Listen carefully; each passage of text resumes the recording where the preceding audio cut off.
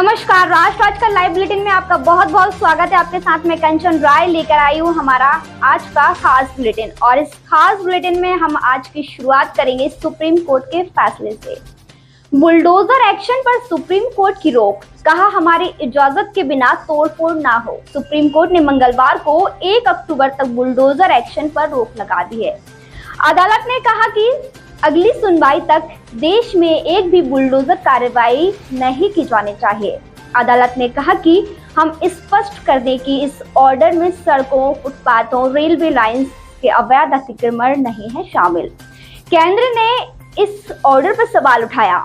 इस पर justice BR Gavai और जस्टिस KB विश्वनाथ की बेंच ने कहा, अगर कार्रवाई 2 हफ्ते रोक दी तो आसमान नहीं फट जाएगा।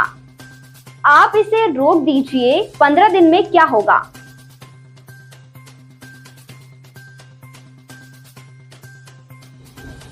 अब बात करते हैं भगवान भोलेनाथ के दर्शन यानी कि कैलाश पर्वत के बारे में। MI-17 हेलीकॉप्टर से कैलाश दर्शन अगले हफ्ते से, खर्च मात्र 75,000 रुपए। भारत से ही कैलाश पर्वत के दर्शन का इंतजार कर रहे श्रद्धालुओं के लिए बड़ी खबर है। उत्तराखंड के पिथौरागढ़ जिले के ओल्ड लिपुलेख की पहाड़ियों से MI-17 हेलीकॉप्टर से अगले हफ्ते से कैलाश पर्वत के दर्शन शुरू हो जाएंगे। इसकी घोषणा 2 से 3 दिन में हो सकती है। इस यात्रा का खर्च मात्र 75,000 रुपए होगा। कैलाश पर्वत चीन आधिपत्य वाले तिब्बत में है और व्यू पॉइंट से चीन बॉर्डर 10 किलोमीटर दूर है। व्यू पॉइंट की ऊंचाई 14,000 फीट से अधिक है, इसलिए 55 साल की उम्र तक वालों को ही यात्रा कराई जाएगी।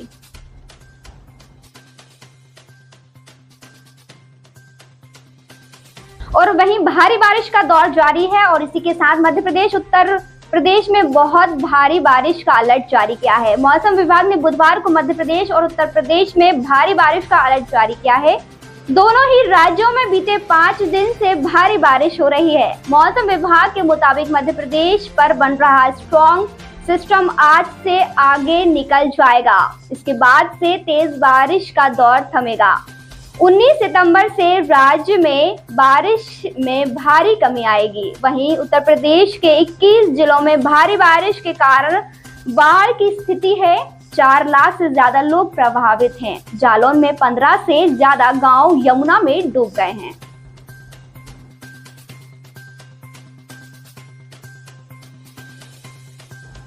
अब बात करते हैं भोपाल में चल रहे मेट्रो कार्य के बारे में।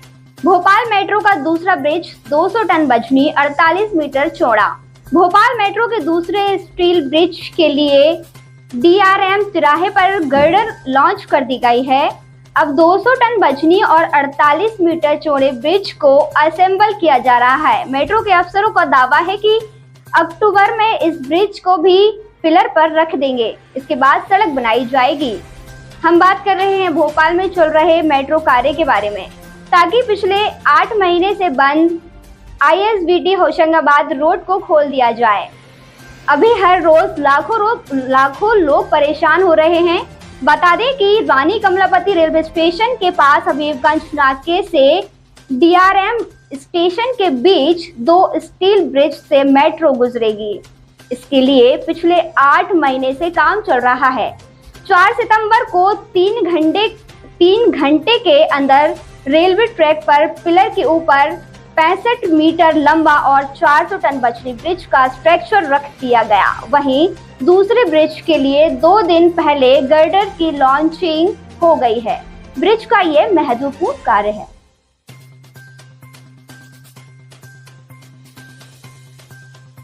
अब बात करते हैं फ्रांस के बारे में, जहां फ्रांस में पत्नी का रेप करवाने वाले ने माफी मांगी। कहा, मैं गुनहगार हूं। फ्रांस में 10 साल तक अपनी पत्नी को नशे की दवा देकर उसका रेप कराने वाले शख्स ने मंगलवार को कोर्ट में अपना जुर्म कबूल लिया। 71 साल के डोमिनिक पेलिकोट ने सुनवाई के दौरान कहा, मैं एक रेपिस्ट हूँ, ठीक उसी तरह जैसे इस कमरे में मौजूद दूसरे लोग रेपिस्ट हैं। ये इस बात से इनकार नहीं कर सकते। डोमिनिक कोर्ट रूम में मौजूद 50 उन आरोपियों की बात कर रहा था जिन्हें बुलाकर उसने अपनी पत्नी का रेप करवाया था। डोमिनिक ने कहा, मेरी पत्नी के साथ ऐसा नहीं होना चाहिए था। मैं उससे बहुत खुश था। मुझे पता है कि मेरा जुर्म माफ़ी के लायक नहीं है, लेकिन फिर भी मैं अपनी पत्नी, बच्चे और पोते पोतियों से माफ़ी मांगता हूँ। मुझे अपने किए पर पछतावा है। तो ये था हमारा आज का खास बुलेटिन। अगले बुलेटिन में मैं फिर नई खबरों के साथ फिर मिलूंगी। तब तक के लिए मुझे दीजिए इजाज़त। नमस्कार।